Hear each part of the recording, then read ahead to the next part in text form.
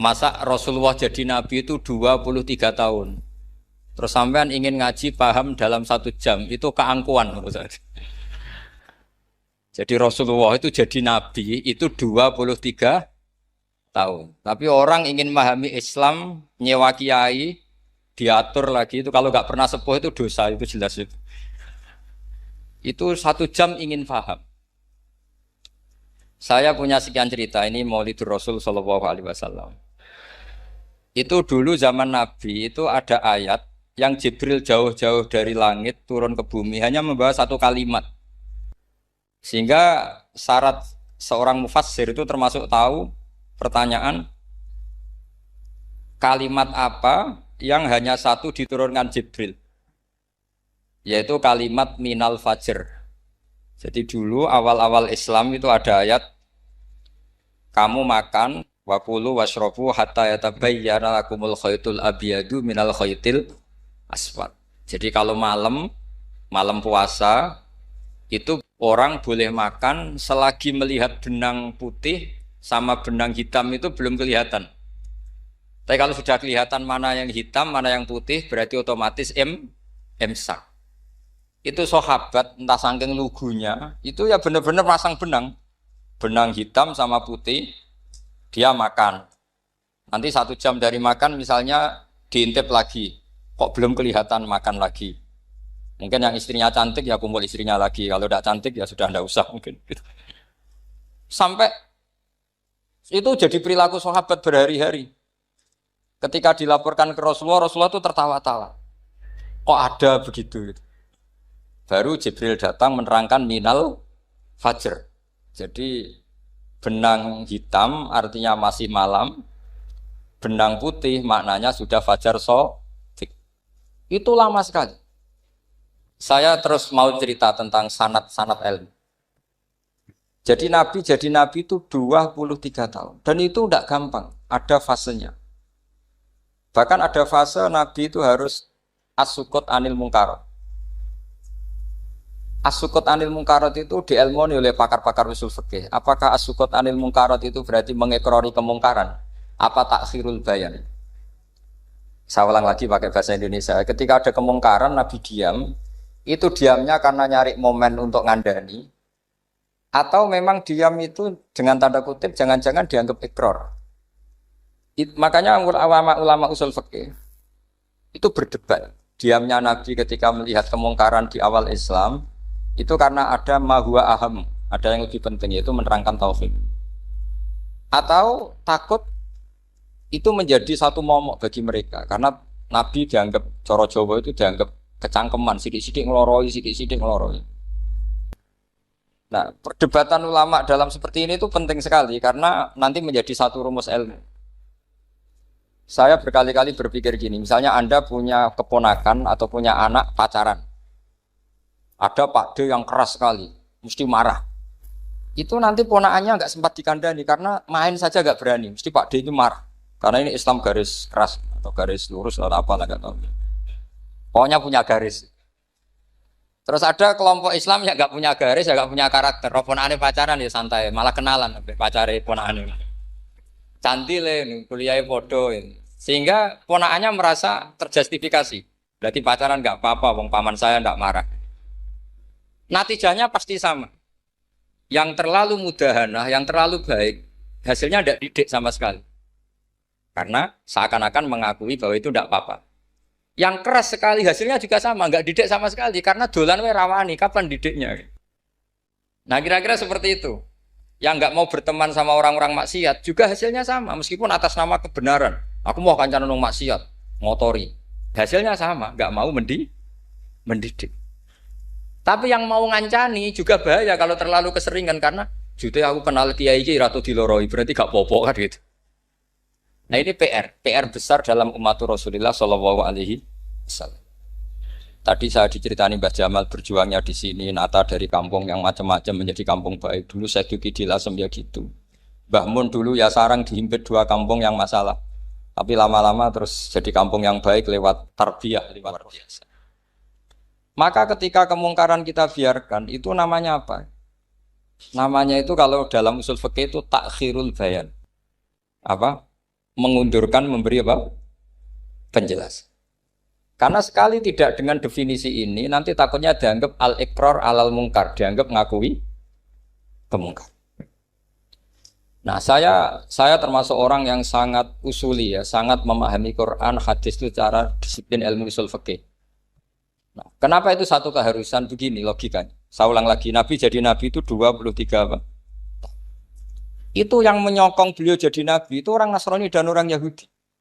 Karena itu satu-satunya perangkat yang harus dipakai. NU belum ada, sama nggak usah GR bela Nabi. NU pas itu belum ada. Maulid Nabi itu yang kangelan itu Abu Lahab, bukan pengurus NU. Sampai sekarang dalil Maulid itu masih pakai Abu Lahab. Jadi ini ya NU itu termasuk organisasi yang luar biasa. Abu Lahab ya jadi dalil. Jadi Abu Lahab dengar kalau iparnya Abu Lahab itu iparnya Aminah, iparnya Sayyidah siapa? Dengar Aminah lahir, nggak punya suami, saking senengnya candalemnya beliau, itu dimerdekakan. Ya setidaknya untuk hari Senin tak sebut beliau, karena pas soleh. Nanti Selasa Rabu sudah ada. Itu dimerdekakan. Saya yang kiai kecil saja nggak bayangkan kalau pagi-pagi tidak punya anak dalam yang bikin kopi siapa, yang mencucikan siapa, yang nyapu rumah. Tapi Abu Lahab saking senengnya punya ponakan itu dikasihkan, sudah Suwaibah kamu pakai saja. Sudah biar melayani kamu, ngurusin kamu. Jadi saya bayangkan hari itu Abu Lahab itu mungkin bikin kopi sendiri, nyapu sendiri demi. Nah itu sama Allah dikenang.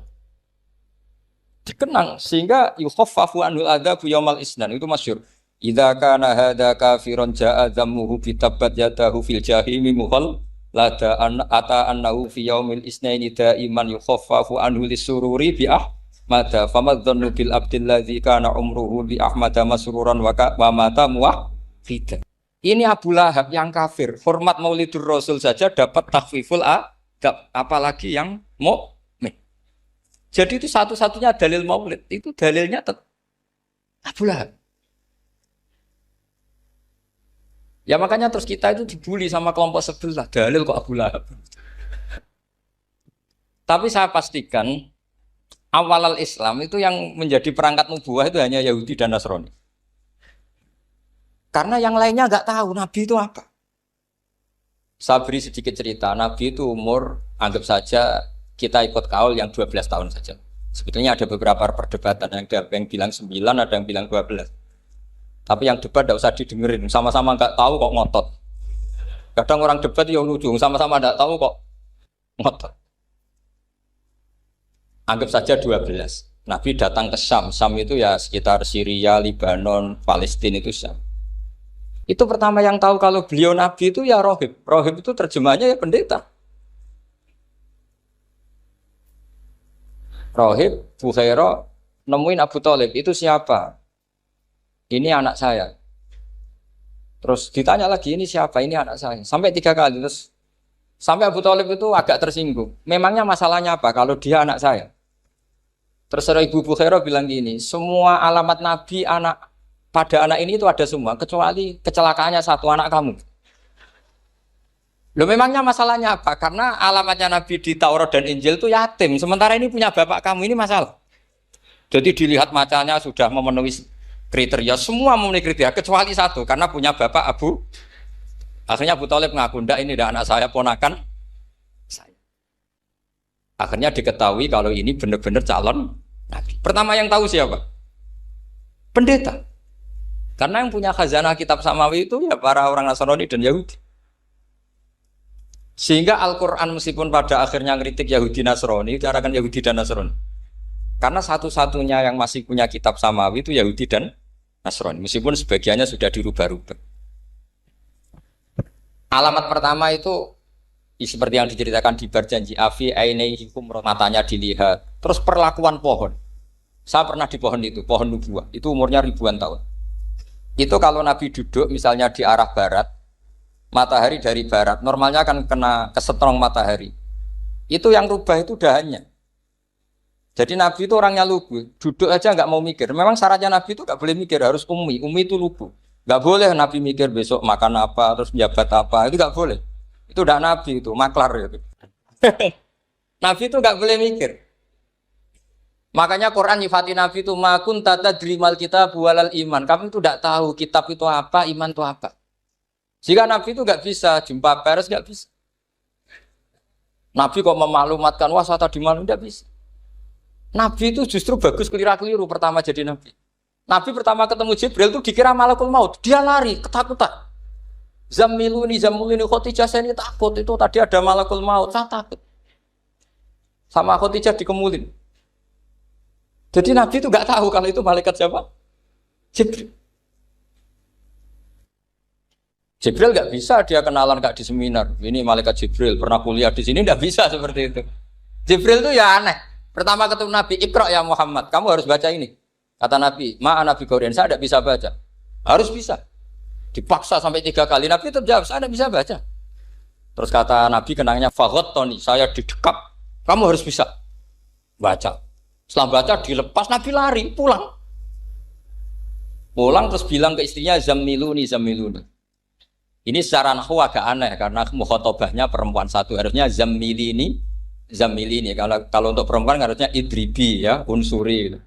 Tapi karena Khadijah dihitung ahl itu keluarga, maka Nabi pakai khitab mudzakkar jamak Zamiluni. Jadi Nabi nggak tahu kalau pertama jadi. Karena syaratnya Nabi harus ummi.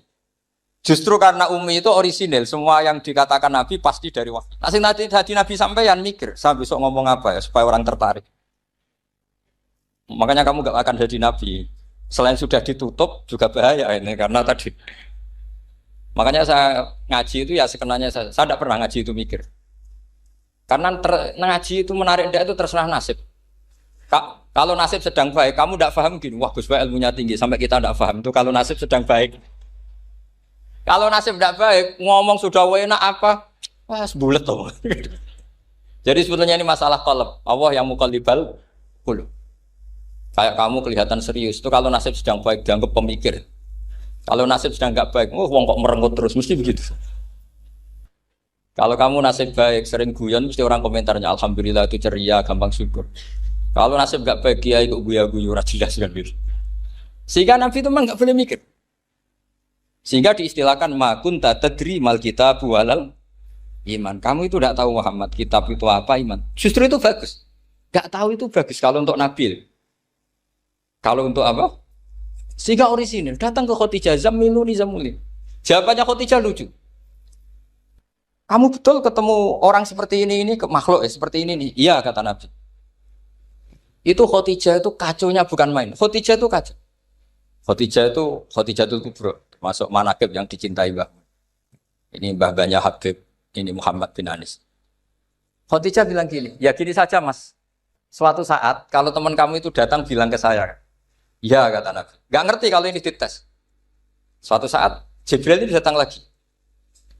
Nabi juga, ini loh temanku. Kalau bilang Jibril ini temanku datang lagi. Khadijah fahasarat an fakhidhiha. Masyhur itu di riwayat. Pahanya agak dibuka. Mas, temanmu masih, lari katanya. Terus setelah lari ditutup lagi. Temanmu datang lagi, iya datang lagi. Absyir ya Muhammad, kamu harus senang. Itu benar-benar kamu itu Nabi. Jadi Khadijah punya sekian definisi. Kalau Nabi betul itu melihat malaikat betul itu melihat aurat itu pasti lari. Jadi dibuka. Ternyata Jibril lari. Khadijah ini tidak tahu, yang tahu Nabi. Nabi ya nggak tahu kalau dites. Kalau Nabi tahu, kok nggak enak dites ya. Jadi ini mungkin, jadi Nabi itu gak tahu kalau dites. Mas, kalau temanmu datang bilang saya. Setelah pas Nabi sama Khadijah, Jibril datang. Masyhur itu fahasarat an fakhidhiha. Dibuka, temanmu masih mas, lari gitu. Ditutup lagi. Sekarang gimana mas? Datang lagi. Kamu harus seneng, kamu Nabi betul. Karena kalau itu setan, wah mesti seneng nonton aurat kan itu. Itu Nabi tidak tahu kalau dites. Kalau sampean kan tahu kalau mau dites istri. Sampean mulai kato tong wedok liya toko mesti bojo mbak servis untuk menutupi semua keburukan itu. Itu Nabi. Uniknya terus Khadijah. Nabi jadi Nabi sama Khadijah itu tahu dulu Khadijah. Nabi enggak tahu kalau mau jadi Nabi, tapi Khadijah tahu. Sehingga ketika umur 25 tahun Nabi sebagai pedagang, Khadijah itu ngirim mata-mata namanya Maisarah. Maisarah itu nama lelaki.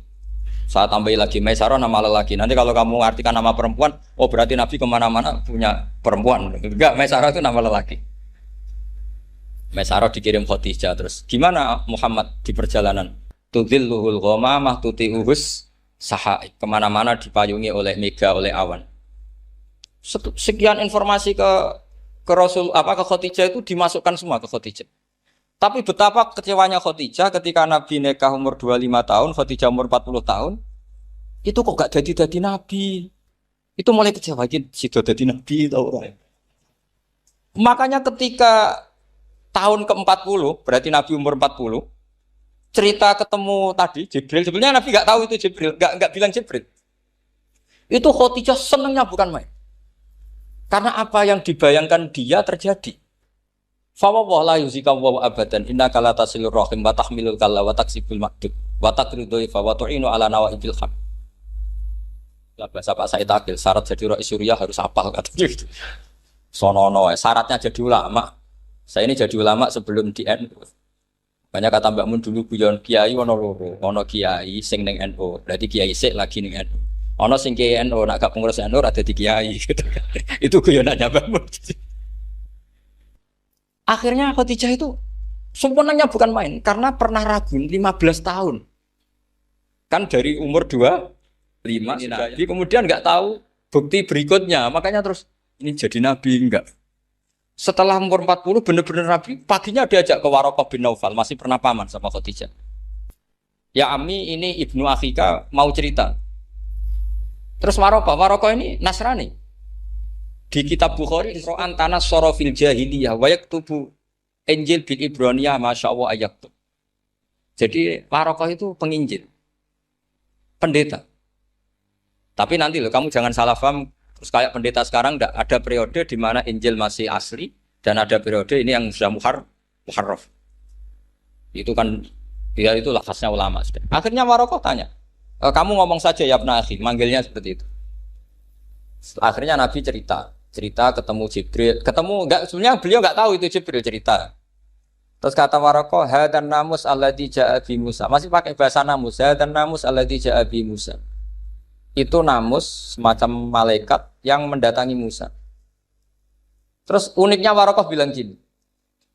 Wa iyudrikni yaumuka ansuruka nasron mu'azzar. Andaikan saya menemukan hari ketika kamu jadi nabi, akan saya bila mati-matian. Kapan itu, paman? Khina yukhrijuka kaumu, ketika kamu diusir oleh kaum kamu. Nabi sebagai orang baik, makanya GR jadi orang baik itu ya boleh. Nabi sebagai orang baik itu tanya, awamu khrijiyahum. Kalau kiai mana nih, awamu khrijiyah ono ta iku wong sing ngetono ingsun hum ta kaumi. Masa saya nanti diusir kaum saya? Saya ini termasuk keluarga terhormat, perilaku saya baik. Masa saya nanti diusir? Terus kata Waraqah, tidak ada seorang pun yang jadi nabi kecuali nanti ngalami diusir. Jadi yang tahu mau diusir itu ya Waraqah. Nabi malah tanya, masa saya nanti diusir? Karena tadi syaratnya Nabi harus ummi. Ummi itu keibu-ibuan.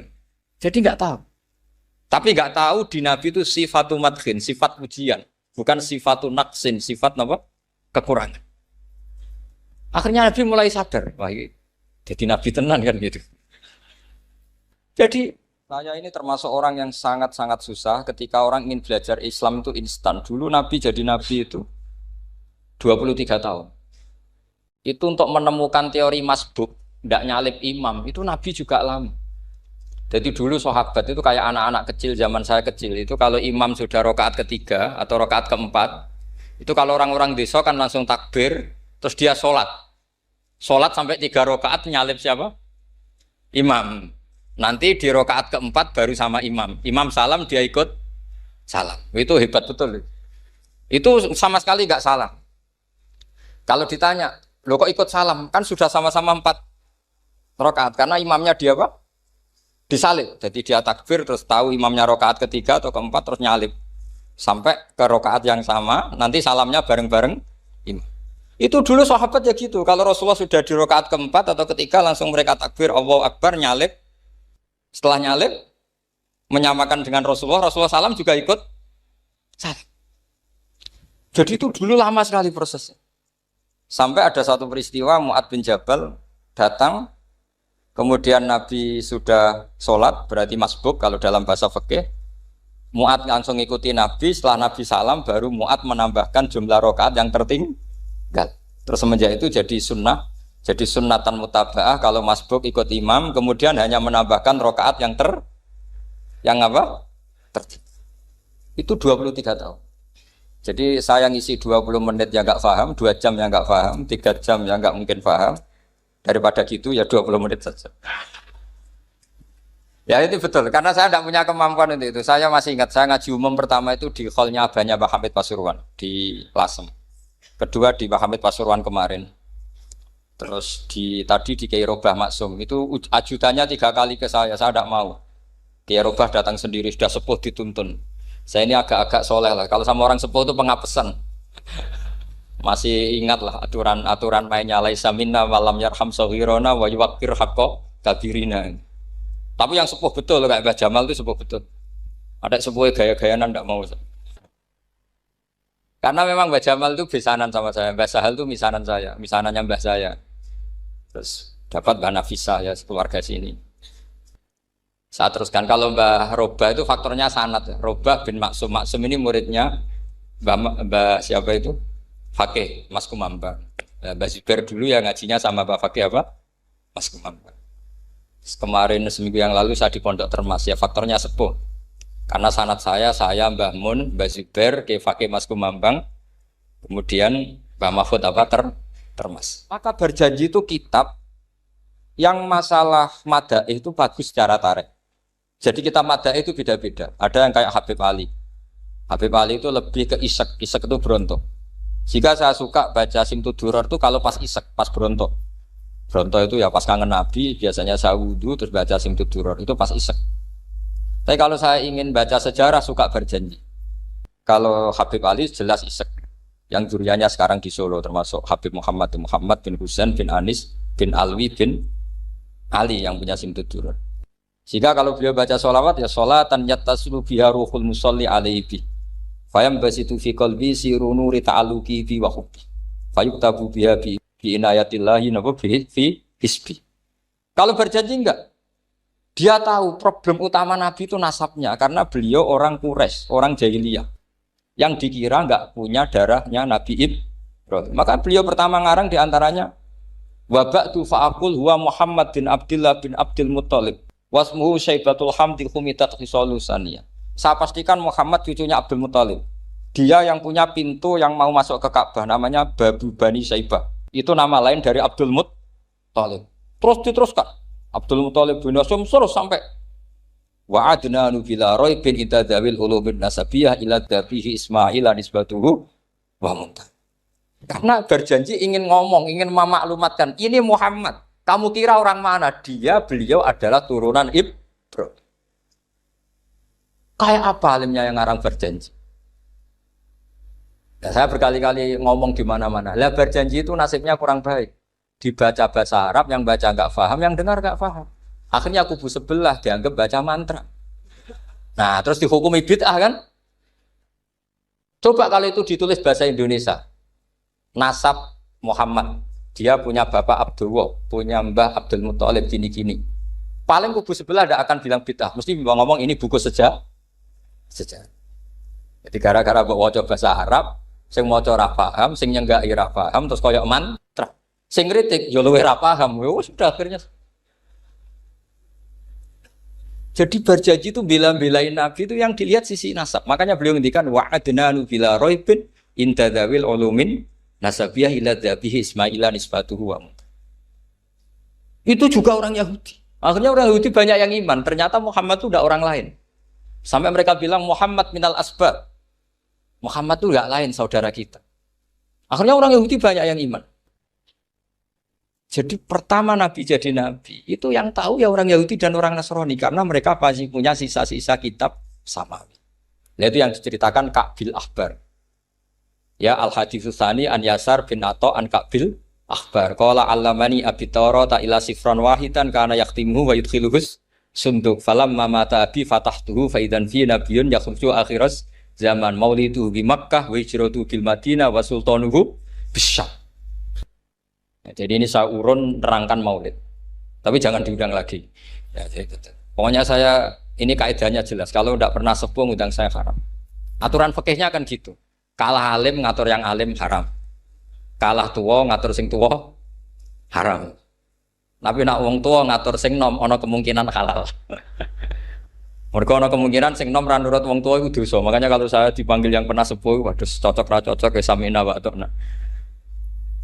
Karena Mbak Jamal ini abahnya Gus Rozin, bisanya basal. Terus saya pokoknya tak ingat saya pengajian umum itu baru ke-7 ke 8. Semoga ya nanti sampai mati ya jumlahnya masih bisa terhitung. Tapi kalau ngaji rutin saya terus ngaji rutin. Saya pernah baca hikam di Jogja khatam. Kalau di pondok saya sudah nggak terhitung saya khatam berapa kitab nggak terhitung karena saya sering ngaji rutin. Sehingga Diba itu kitab kesayangan Habib Ali. Habib Ali sebelum ngarang Simtud Duror itu beliau nginduk kitab apa? Diba, masyhur. Jadi saya ulang lagi ya, kalau Diba sama Berjanji lebih ke Tareh, kalau Habib Ali ke Ishaq, semuanya baik. Saya baca Habib Ahmad Al-Habsyi Pasuruan pernah tak tanya, kenapa kalau Maulid baca tiga-tiganya? Ben gak asobiah Gus, ben keduman kabeh. Saya itu setengah hafal semua, tiga-tiganya setengah hafal. Berjanji cerita, Al-Haditsus Diba yang ini Diba, Al-Haditsus Tsani an Yasar bin Atha an Ka'bil Akhbar. Kata Ka'bil Akhbar, saya ngaji sama bapak itu Taurat itu khatam. Tapi saya itu iskal itu janggal. Kenapa ada satu lempiran yang enggak diajarkan? Disimpan fisunduk. Jadi orang Yahudi itu ada baiknya. Mestinya kalau mangkal kan dibakar supaya hilang jejak. Enggak. Karena Yahudi itu ada unsur nubuah. Karena babanya Yahuda bin Yakub bin Ishak bin Ibrahim. Tapi Yahudi yang orisinil ya. Saya berkali-kali ngaji bilang Israel itu kalimatu madhin, pujian. Sehingga Israel disebut wa ani faddaltukum alal alam itu Israel yang bani karena ada gennya Nabi. Kalau Israel yang sekarang itu nation, sebuah negara. Mereka ada yang Zionis, ada yang turunan Eropa, Amerika, terus Islamfobia. Itu beda Israel yang negara dengan Israel yang bani. Kalau yang bani itu ada unsur gen para apa? Nabi, sehingga ya bani Israel. Tapi kalau Israel sekarang nama sebuah negara. Sehingga ketika Allah bilang ya bani Israel itu khitabnya pada penduduk Medina.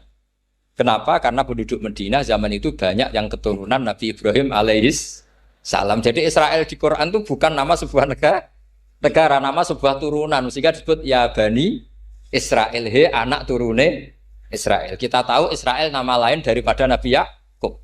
Yakub bin Ishak bin Ibrahim. Ya karena memang saya nekuni ilmu. Kalau tadi yang Banjari kan nekuni suara.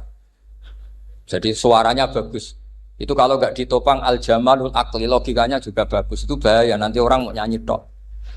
Nah ini tak bantu. Tadi ada al-jamalul sauti, kebaikan secara suara. Ini tak bantu al-jamalul akli, kebaikan secara mak. Ya mestinya keren al-jamalul akli, karena al-jamalul sauti itu penyanyi dangdut bisa. Jadi semua penyanyi bisa kalau suara bagus ya. Tapi kalau maknani Diba itu kalau tidak orang alim tidak bisa. Wes tuku terjemahannya tetap paham, bakat gitu. Saya teruskan. Falam mama tabi, orang Yahudi itu dia benci kok naskah itu tetap disimpan. Terus kata Ka'bil Akhbar, falam mama tabi fatahtuhu, ketika bapak saya meninggal, kotak ini tak buka. Faidan fihi nabiyyun yakhruju akhir zaman. Di situ ada keterangan bahkan akan ada nabi yang keluar akhirat, mauliduhu bi Makkah wa hijratuhu bil Madinah wa sultanuhu bis-Syam. Kerajaannya itu di Syam. Bareng Ka'bil Akhbar ini sebetulnya menangi Rasulullah SAW. Tapi dia nggak mau iman.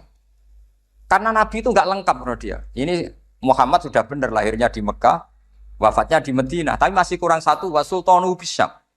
Zaman itu Syria, Libanon, Palestina masih di bawah pasukan salib. Pasukan Nazaret. Sehingga dia mikir, katanya kerajaan Islam ada di Syam, ini kok Muhammad nggak jadi raja di Syam. Sehingga dia menunda imannya. Yu'akhiru Islam. Bareng era Sayyidina Umar, beliau bisa menaklukkan Baitul Maqdis. Terus dia iman. Makanya imannya Ka'bil Akhbar itu era Sayyidina Umar karena sudah masuk definisi ketiga wa sultanuhu bis-Syam. Kerajaannya Nabi ada di iman. Sekali iman langsung pinter deh. Wong sedurunge baca kitab Samuel banyak. Sehingga Sayyidina Umar kalau mau tanya kitab Samawi ya tanya Ka'bul Ahbar. Karena beliau itu Nabi sudah benar maulidu bi Makkah, wa hijratu bil Madinah, wa sultanuhu bisyam. Rasulullah ketika wafat atau intaqala ila rafiqil a'la itu belum menangi Islam menaklukkan mana Palestina. Tapi Nabi itu kasef. Nabi itu nak kasef itu ya lucu. Makanya kalau ada kiai lucu itu ya anggapnya niru Nabi. Nabi itu lucu. Ada sahabat itu gak pati ganteng, pendek gak pati ganteng. Namanya Surakoh. Itu digojol sama Nabi. Surakoh, bagaimana kalau kamu suatu saat itu pakai tas itu apa? Mahkotanya Raja Syam, Raja Kaisar. Ya Surakoh ya dianggap Nabi guyon gitu aja. Nabi guyon aja. Singkat cerita, suatu saat Umar itu mengalahkan kerajaan itu. Kaisar itu dikalahkan Umar. Saking takutnya lari, mahkotanya itu jatuh. Jatuh disaksikan Surakoh. Terus ingat, dulu Nabi pernah ngendikan itu disuruh pakai saya. Akhirnya sama Surakoh dipakai. Ya tetap orang ganteng, orang ganteng. Padahal sudah pakai mahkota guys. Barang setelah dipakai, kata Umar, ikhla'ha. Itu dicopot. Mau saya pakai untuk Baitul Muslimin, untuk Baitul Mal. Kata Surakoh, bukankah Nabi ngendikan kalau ini yang pakai saya? Jawabnya Umar, innama yaqulu Rasulullah lital bisaha walam yaqul litam likaha. Kata Nabi hanya menghentikan kamu disuruh makai tapi tidak disuruh memiliki. Kayak apa Rasulullah kasefnya? Itu kata orang-orang yang pernah ke Turki. Saya belum pernah ke Turki, tapi saya hafal hadis sahih ini. Itu ditulis di masjid Turki itu, lataf tahunnal Konstantinia. Kamu akan bisa mengalahkan pasukan Konstantinopel. Itu dikalahkan setelah 1000 sekian tahun dari wafatnya Nabi. Kayak apa kasifnya Nabi? Karena Nabi wa ma yantiqu anil hawa in huwa illa wahyu. Coba kalau Nabi kayak pengamat, ngomong apa yang kira-kira terjadi? Wah itu kan mesti keliru semua karena berdasar akal. Tapi kalau Nabi berdasar apa? Kasuf. Kasuf itu satu kenyataan yang dipertontonkan Allah Subhanahu wa taala. Terus kedua, alamat Nabi itu pakai sandi. Sandi itu sesuatu yang enggak jelas tapi menjadi jelas bagi ahlinya. Saya ulang lagi, sandi itu kayak sandi di militer itu. Atau sandi di KPK itu ada sandinya. Sandi itu ya kata sandi. Saya pernah diceritani Pak Busro Mukoddas ketika ketua KPK itu lucu. Wah sandinya koruptor saya tambah kacau Pak. Itu kalau bilang uang, itu kalau yang kemarin rame kan apel Amerika sama apel Malang. Kalau apel Amerika berarti US apa? Dolar, kalau apel Malang berarti apa? Setelah KPK tahu sandinya diganti Ustadz. Jadi koruptor kalau mau korupsi ini pun temannya. Loh ini Ustadznya sudah siap loh, kamu gak ikut pengajian. Itu sempat penyadap KPK itu gak mau ngecek. Masa orang pengajian dicek. Ternyata ya gak ada acara pengajian. Ustadz tuh maknanya uang. Koruptor saking ngerti itu disadap KPK itu sandinya gimana? Datang nggak ke sini, ini ustadznya sudah siap, ini ada pengajian. Hampir KPK itu nggak ngecek karena pengajian, ustadznya sudah siap. Setelah digerebek ternyata ustadz tuh sandi dari makna apa? Uang, gak kurang ajar itu ustadz katanya. Jadi kalau di sini ditangkap KPK berapa ustadz ini sudah? Ada Habibnya lagi, ada Habib Muhammad ini. Nah, Al-Farisi itu pemikir, dia orang Persia. Di mana-mana orang Persia itu pemikir. Persia itu kalau sekarang ikut Iran. Itu dia ngaji lama sekali sama pendeta-pendeta itu. Kebetulan dia punya pendeta yang belum muharraf atau belum muharraf. Kalau muharraf orangnya, kalau muharraf itu kitabnya atau bukunya. Setiap dia ngaji sama pendeta dikasih tahu. Terus kecewa beberapa kali, walhasil ketemu pendeta yang benar. Sudah, kamu tidak usah ngaji sama saya. Kamu datang saja ke Yasrib, ke Madinah sana, ke Yasrib. Di situ Nabi akhir zaman sekarang sudah ada kan. Ini yang ngomong pendeta. Ya.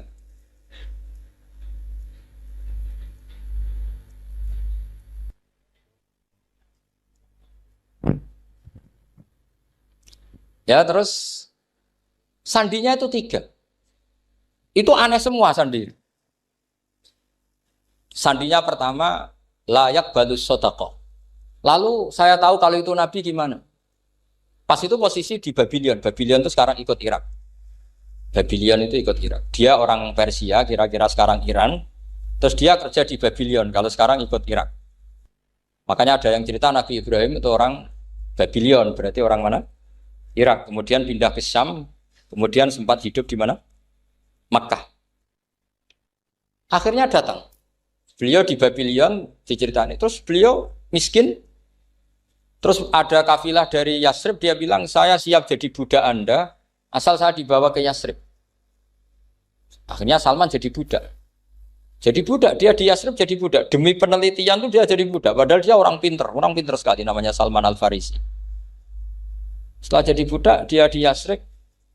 Suatu saat dia kerja dapat ujroh. Ujroh itu upah. Datang ke Rasulullah. Ya Muhammad, manggilnya masih jangkar. Ya Muhammad, saya punya banyak uang. Kamu kan punya sahabat banyak, punya santri banyak. Ini tak sedekahkan ke kamu. Apa kata Nabi? Sahabat dipanggil semua. Halumu ilayya, ayo kesini, ini makan, ini ada sedekah. Terus kata Salman kenangannya, walam ya'khud min hasyai'an. Bahkan sebagian riwayat mengatakan falam ya musa. Nabi nyentuh saja gak mau. Karena diistilahkan sedekah. Terus kata Salman, hadhihi waqidah, ini satu alamat. Itu sandi. Gak ada yang tahu kecuali ahli kitab. Setelah seminggu, 2 minggu dapat uang lagi. Ya Muhammad, hadhihi hadiyatun laka, ini hadiah untuk kamu. Nabi langsung ikut dahar. Hadhihi sintan, ini 2. Kalau logika kita pakai pengamat, bedanya apa? Sedekah ya dapat, hadiah ya dapat. Kan nggak ada bedanya sama sekali. Ternyata itu sandi. Sandi wayak balus hadiah tapi walayak balus sedekah. Nabi itu nerima hadiah tapi nggak nerima sedekah. Bagi orang kebanyakan kan bedanya apa? Sama-sama dapat. Kiai pakai duit 1 juta, mbok arani sedekah ya ditompo. Mbok isa ketemu darani hadiah ya ditompo. Sementing kan duit. Tapi kalau Nabi tidak bisa seperti itu. Kalau dikatakan sedekah nggak mau nerima, kalau hadiah, akhirnya, wah ini sudah ada 2 alamat.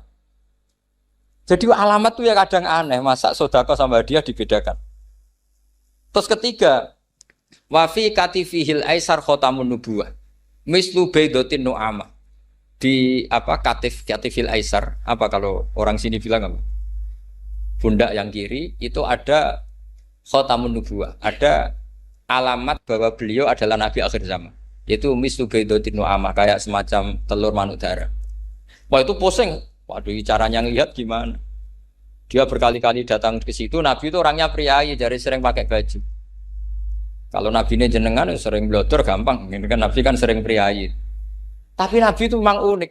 Ketika Salman ke situ, pas beliau mau wudu, biasanya nggak pernah pakai buka baju. Nabi dibuka bajunya. Akhirnya Salman fa'aqab ba'alaihi, bersungkur di depan Nabi, kemudian mengatakan aman tu bika ya Rasulullah. 3 alam.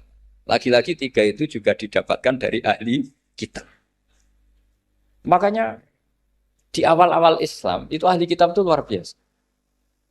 Meskipun akhirnya di akhir-akhir masalah karena banyak oknum yang mentahrif itu. Jadi saya mohon ilmu-ilmu seperti nggak boleh hilang.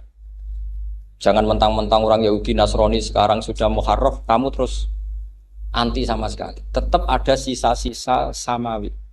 Karena mereka masih megang kitab apa? Samawi. Jadi kita fair saja. Yang salah ya salah, yang benar gini apa? Benar. Makanya saking fairnya Nabi, ini harus ditiru oleh semua orang NU, orang Muhammadiyah, orang apa saja. Nabi itu kalau menghormati satu ilmu itu luar biasa. Kata Sayyidina Umar, saya ini punya naskah banyak Taurat karena naskahnya menarik ya Rasulullah. Ada sahabat lagi cerita begini-begini. Jawabannya Nabi apa? La tusaddiquhum wa la tukadzibuhum. Kamu ya jangan bilang iya, ya jangan bilang tidak. Kalau kamu bilang iya, ternyata yang pas muharraf, yang pas sudah ada orisinil. Kamu bilang, wah itu bohong semua, ternyata ada yang masih orisinil. Kayak apa Rasulullah hati-hatinya? La tusaddiquhum wa la tukadzibuhum. Kalau sekarang enggak, orang ekstrim, pokoknya salah. Kalau tidak kita pokoknya salah. Iku ora ono hadise. Sing ono iku emosine, paham nggih? Jadi Nabi itu fair, kalau sesuatu enggak mesti ya la tusaddiquhum wa la tukadzibuhum. Mudah-mudahan apa yang telah disampaikan tadi bisa menambah keimanan kita dan ketakwaan kita kepada Allah Subhanahu wa taala. Assalamualaikum warahmatullahi wabarakatuh.